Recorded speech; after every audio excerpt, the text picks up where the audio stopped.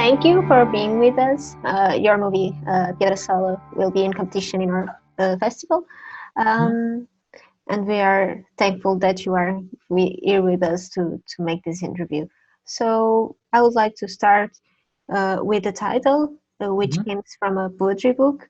I would like you to talk a little bit about the poem and the relation with the film, the book. Yeah. Well, the initial inspiration of Piedra Sola, of the film, was the poetry of Atahualpa Yupanqui. And Atahualpa Yupanqui was a poet and a musician. He's very well known in Argentina, but we know more through his music and not so much through his poetry. And he's a very good poet, no? Poet. And I found the first book of him, Piedra Sola, Poemas del Cerro, and I remember that was like a fascination. It was amazing to read that book, and there's a poem there in the book that speaks about a big stone, a big rock on the top of the mountain, and that rock it talks about that falls into the ground and was a kind of shelter for the old shepherds. And in that place, in that big rock, the old shepherds could rest and contemplate the landscape and have a time with after the work, no, and after and a time with themselves. So I was very moved, very moved by that poem. So I had a romantic idea to try to find that piedra, that rock, and I did a big journey from Buenos Aires to the north of Argentina. This is in the limit between Bolivia and Argentina, 2,000 kilometers more or less. And I start searching I did several journeys and try to find that big rock, no, in a way. And it was like a kind of like a kind of romantic and a little bit oniric, no, the idea. Journey, yeah. Journey, yes. I found the rock. Not that I don't know if that is that rock, exactly the rock of Yupanqui, but I found a big rock, and was a volcanic rock, and I love it, and I think that poem and that searching for the rock, developed all the film, developed with encounters with the community, developed the encounter with Ricardo Fidel Tolava, who is the main character, and I will ask you. And I spent like a year. A year? Almost a year there with them. Okay. So did you take like 1 year for the shooting? No, to shoot it took me maybe. We did two journeys with the camera equipment. I was there but living, and probably was 4 months in total. But 4 months not shooting every day, you know. So it was being there when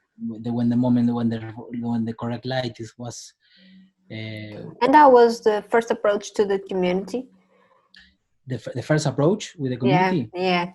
I was in the beginning was a little bit difficult because it's very close. The community is 11 families. They are in the pueblo, in the town, and little by little we were like the gringos, no? The gringos, we say. They say in the north, and then they understood our intention. That our intention was to make something for the community and to create a film and to film the daily life of them, and then we and now it's like a family, no? Now it's I open my family to other parts of the world. No? There is a cosmic dimension on one hand in the film, and also a certain animism. Can you talk a little bit about this idea of Andean cosmovision and also the symbolic role of the puma in that culture? Yes. In the Andean cosmovision, there's three levels. So we know the underworld is the level of the serpent. In the middle of the in the middle is the puma region, the men, and then we have the condor, which is the upper world, and that is the level of the highlands, no, and there's, like, for example, a tree that can cross all the three levels, no, like, for example, for that reason is sacred, no, and the puma was operating in is in the level of the man, and is a very important animal. In that level we have two important animals: is the puma and the llama. The llama is the and that two importance, and is a very, of course, deep relation between man and nature, no, in there, and with a lot of respectful of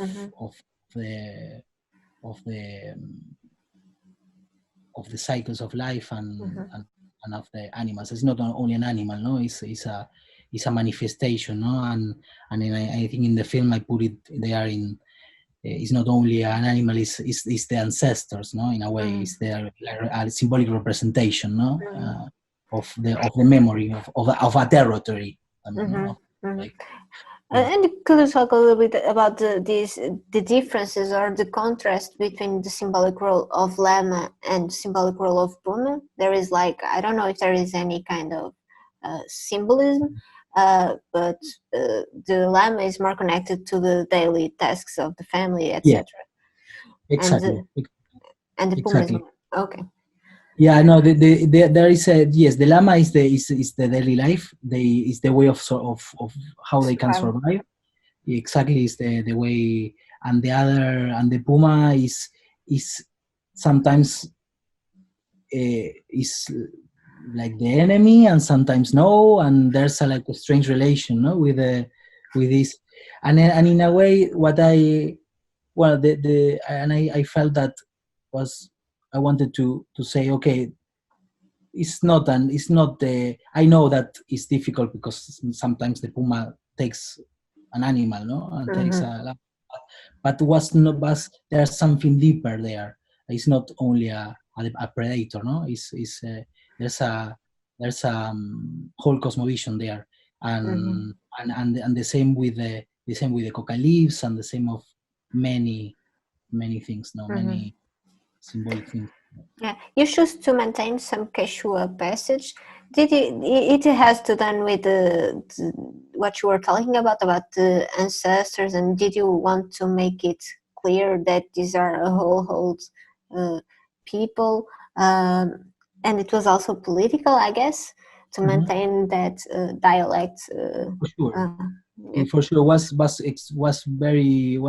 I think it's very important to keep, of course, to keep the language, no. And there in the north of Argentina, there's a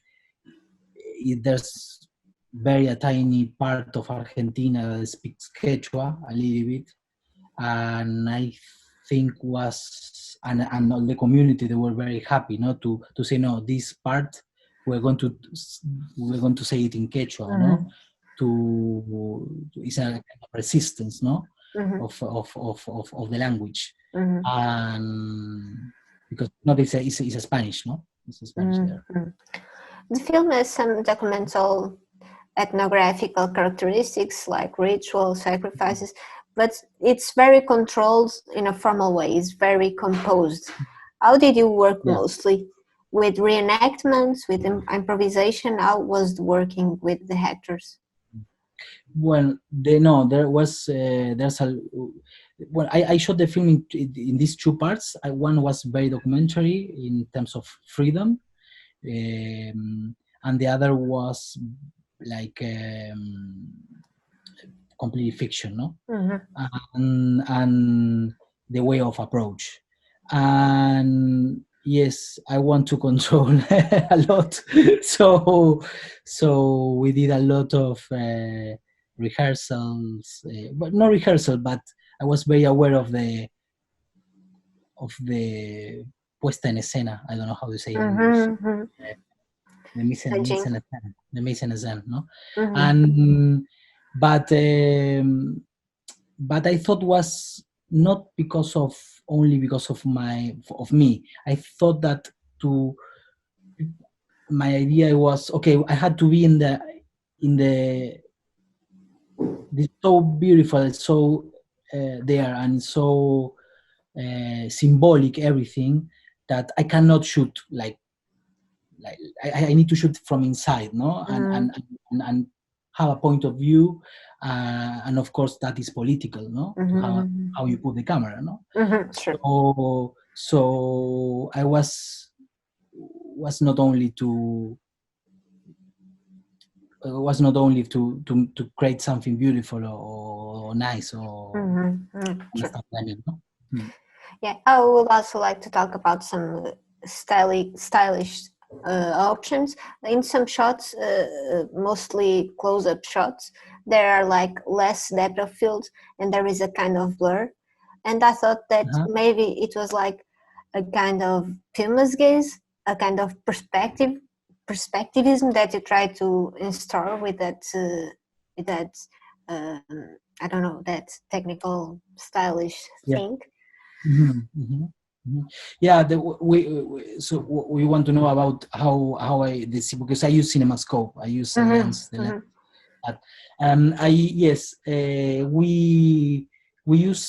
We use a Russian lens from the 60s, and I was like was a very important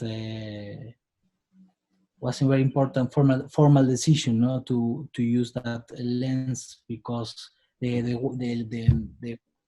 CinemaScope allows you to have a wider shot and to enter a lot and be very minimal, no? You don't have to cut all the time, and that was very important for me to try to be precise in the image.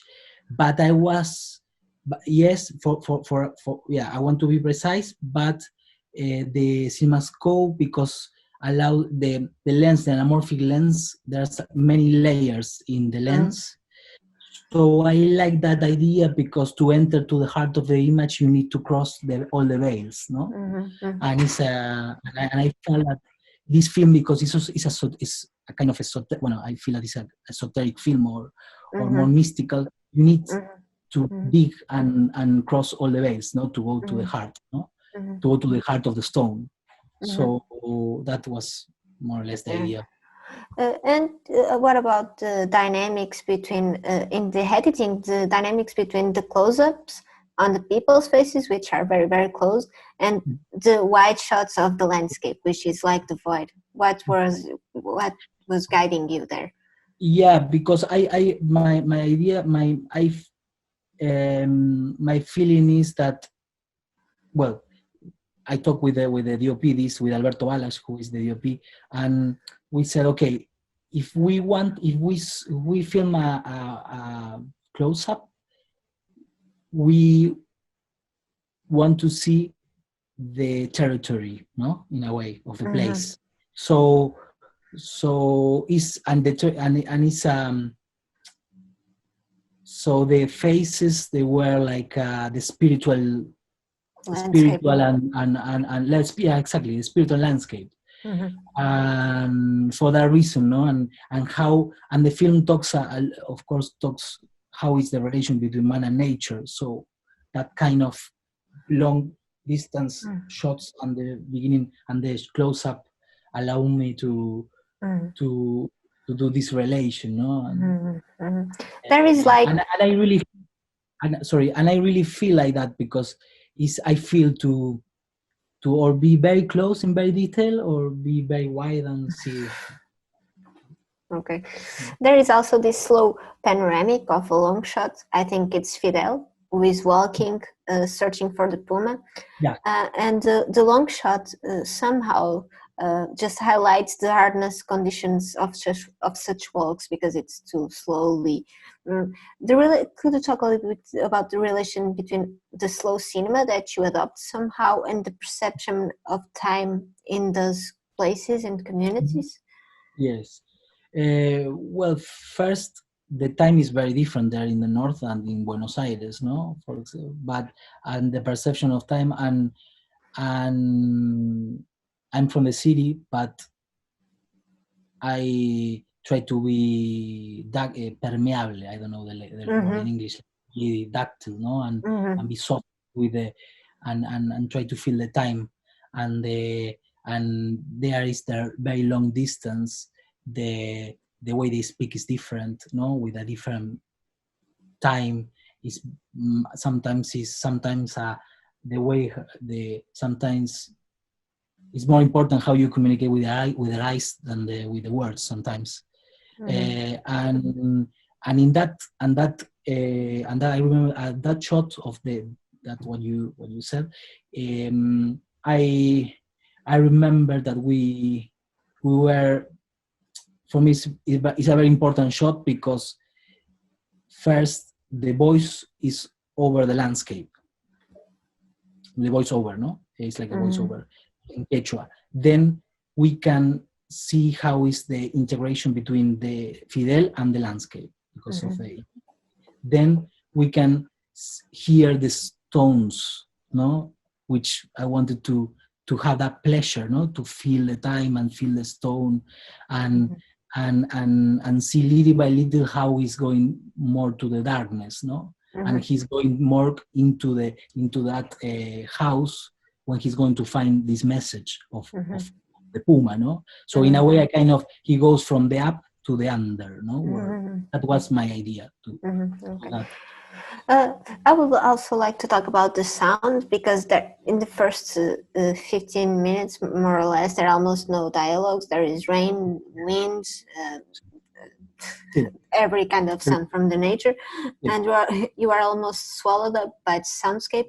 I would like to talk about a little bit how did you work with the sounds and how important it was for you to construct the film.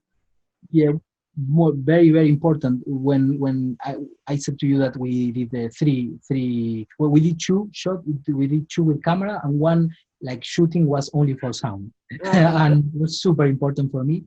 And I had all the time the like the how do you say like the premise, like the statement, not to say okay, I want to hear the sound needs to allow me to the sound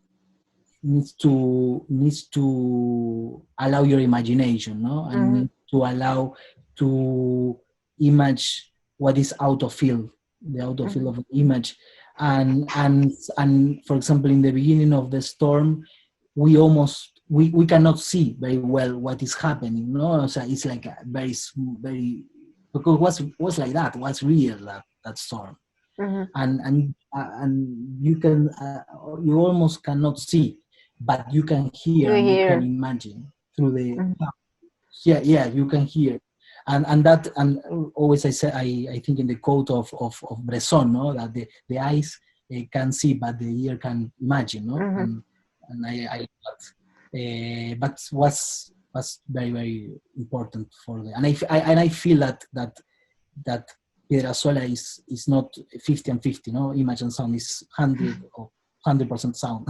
Okay. I hope 100% image as well, not both. I would just have one curiosity about the llama birth. It was planned or it just happened? I was planned and not.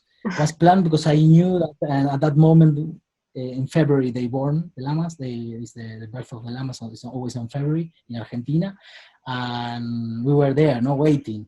And I think we wait like half of the day with the camera there to wait the moment.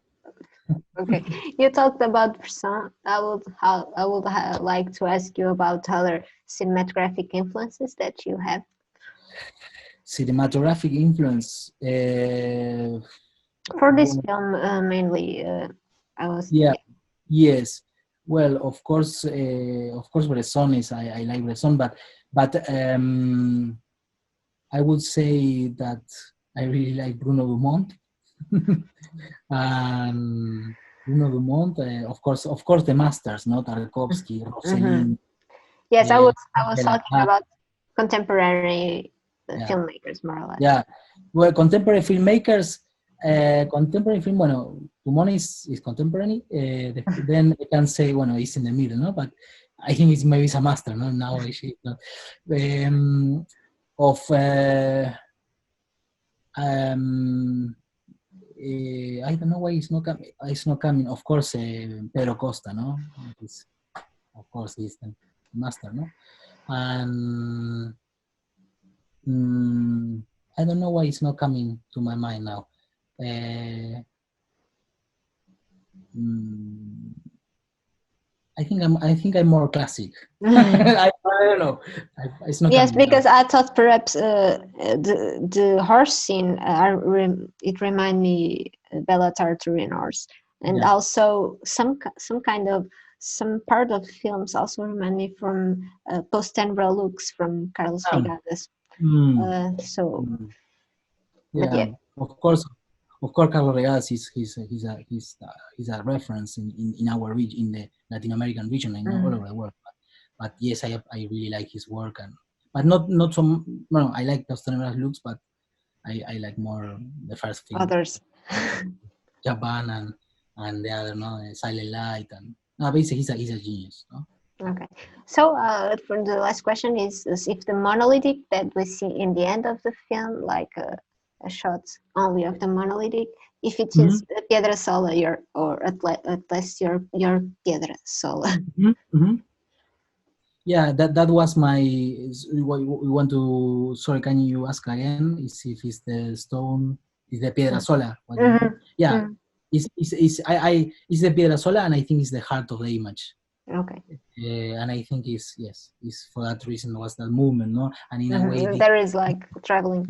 yes, and because brings as well the concept of Pachamama, which is not only Mother Earth, which is time and universe, no? And with that shot allowed me to enter to another dimension, no? Okay. And that was my idea, no? To enter to and to yeah, Okay. to enter to another So, place. okay. Thank you, Alejandro. Thank you for being with us. I would like to remember that your film Piedra Sola will be screened in our competition for the postdoc. Thank you again. Thank you very much, and I'm very happy to be there. Well, I wish I could be there in person, no? But I'm still very happy to be part of Porto Postdoc. Thank you very much. Okay, thank you.